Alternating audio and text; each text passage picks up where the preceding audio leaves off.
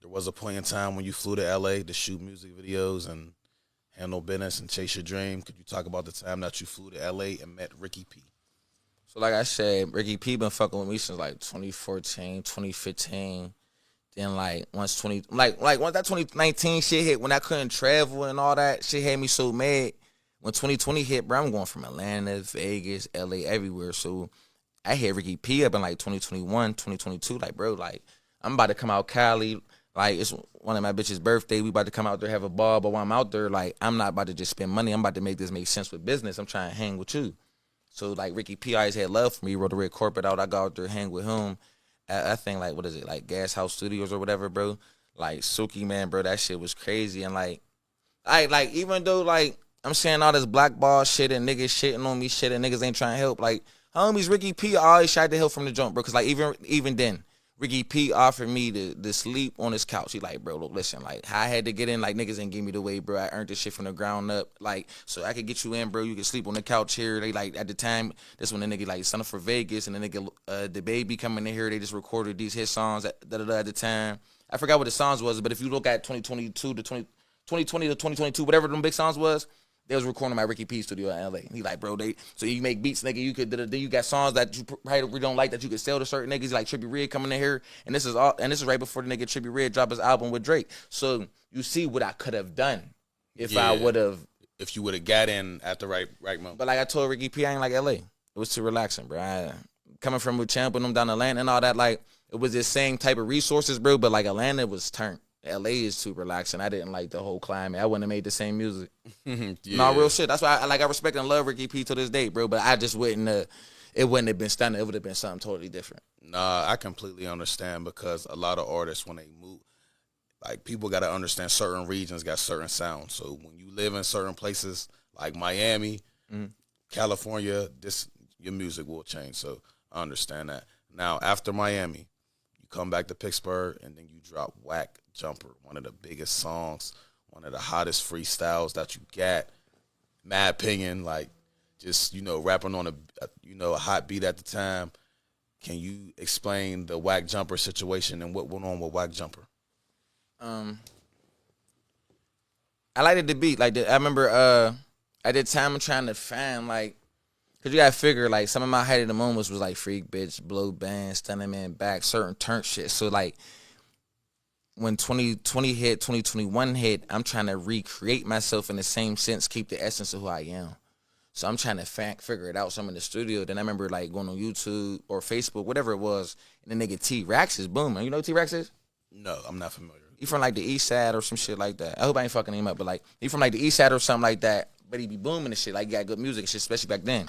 And he did like 20K in like a week or two. And at this time, like the numbers is dwindling in Pittsburgh where that's like becoming rare. Like it's rare as fuck now, but at that time it's just like, and I peep it. I'm like, oh yeah. And I noticed that it wasn't his beat, it was like a remix.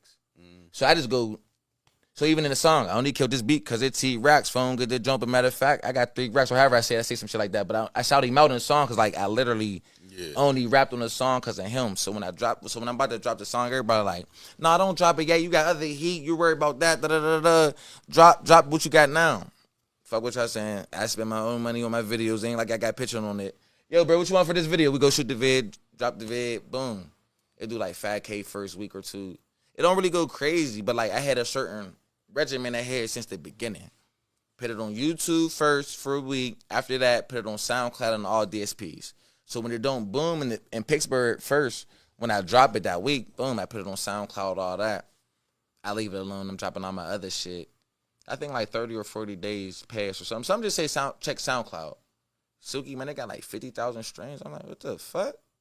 So I go on YouTube. It's like 15. I'm like, but I'm not used to this at the time because like normally like how I'm used to it, like if one's booming here, it's one booming here. It's never like one's goes crazy here, but it ain't smack over here yet. Then I'm not understanding what's happening yet. Like I don't have no TikTok or nothing. Like it's just like, so as all this is going on, I hit 100,000 views. I'm still in shock. Then I hit 1 million views. So I'm like, I ain't never buy no strings. I ain't never bought no shit. So I'm like, I know my fans ain't on no, like, because I know motherfuckers, like, a lot of motherfuckers believe in me, like, Stunna need to be here, I ain't Stunna. So I'm like, I know ain't nobody feel like, nah, fuck it, I'm going to do it for him. Yeah. No, that's what I'm feeling like at the time, because I'm not understanding. Why the fuck this got 1 million streams on here? But this probably got like, at that time, probably 50,000 on YouTube. But they got 1 million streams on SoundCloud. So I'm like, all right, I don't believe it till I get paid. Bro, you know that I was getting paid a month from SoundCloud? What?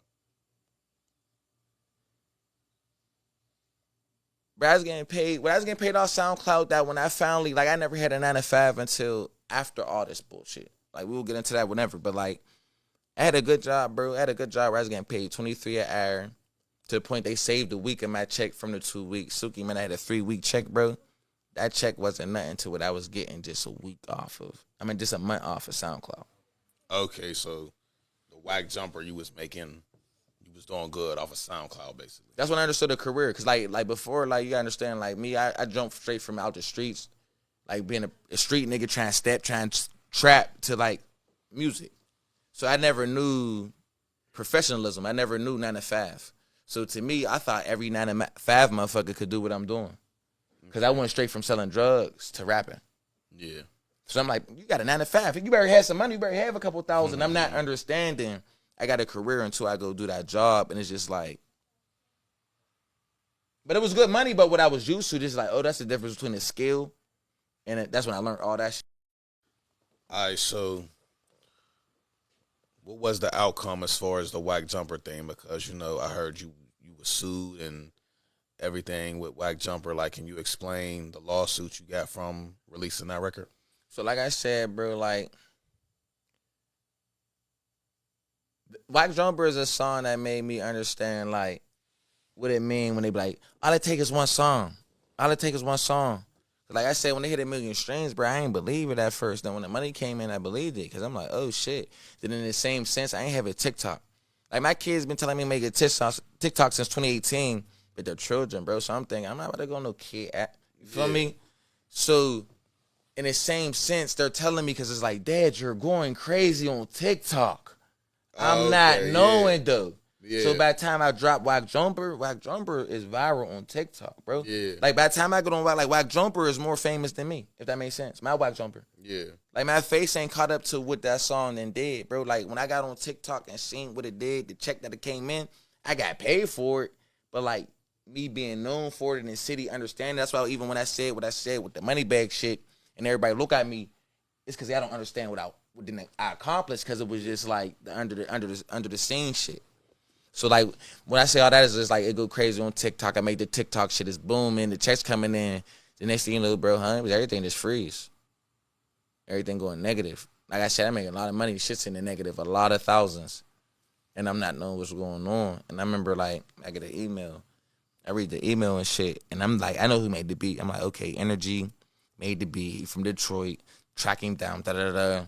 Holla at peoples. Come on, cuz we real street niggas we black and all that. Come on, cuz what we doing? We suing niggas? Yeah. Silk niggas could have hollered at me. We could have got a piece of the pad. We suing niggas, bro. I got children and all that, bro. And they like, hold on. What's going on? Send us what you talking about? I sent it to them. They like, I ain't us, bro. That's some niggas in Paris. I'm like, huh? They like, look, listen. Because it was Energy's dad who I contacted. That's his manager. With Synergy. Like, yeah, look, listen.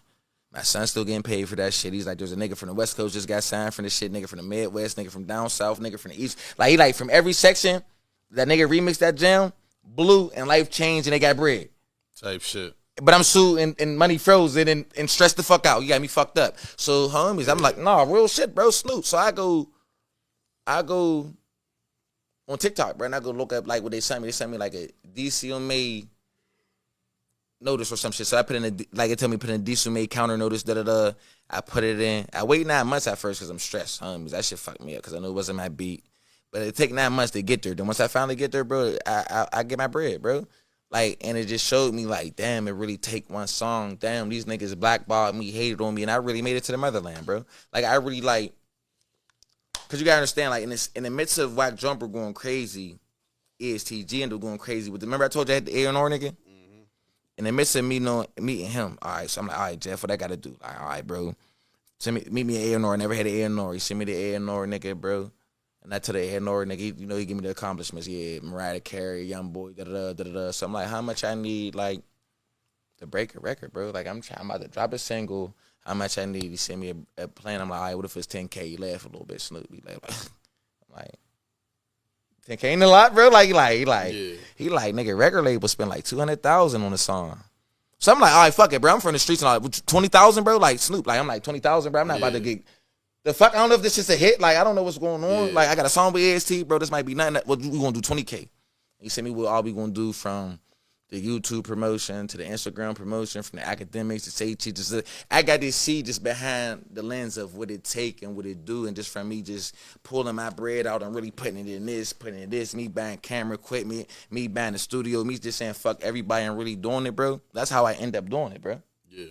Like so once it all hit me, I understood it, but in the midst of it all hit me, life hit me type shit.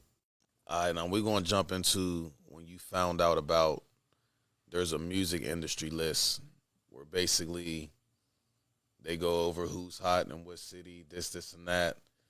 How did you find out about this music industry list and all that? Because I never knew that the music industry moved like that.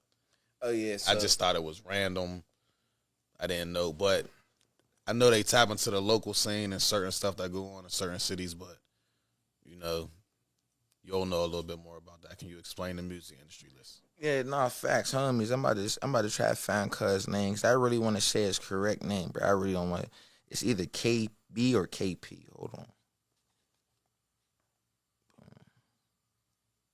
Yeah, there you go, right there, boom. The famous KB. That's his name right there, but that's him right there.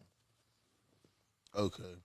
Boom. So like, when I get introduced to the famous KB, that's the A&R, and I think at the time, he's what. Think it's a game. I think that after he didn't bounce around so many times, because you got to figure like Jeff Dixon's brother is Shaka Zulu, who was at the time he was like the president A&R of something that dealt with Spotify, bro. Like Jeff Dixon was connected to powerful niggas, bro. So like when I'm talking to the nigga KB, he popping it like, hey, like I got this person on, that person on, this person on. So I'm trying to pop it back. I'm like, yeah, my name's Stunna too flat, but he stopped me though, because he like, no, I already looked into you for real, because like. Main man ain't nobody who just call for people. Like, he's hard to reach. So when he call and he say your name, it kind of rung a bell. So when I do my research, you happen to make a list, a little memo list that like every week or so or every month or so that certain viral people in the algorithm, they make that the industry will look into just to see like what's going on type shit. And he said that song was like, no, don't tell me the song. I'm going to tell you what it's called. You look it up, be like, Stunna Too Fly, Big Stunna. And it fucked me up because I was in 2019. Brought to you by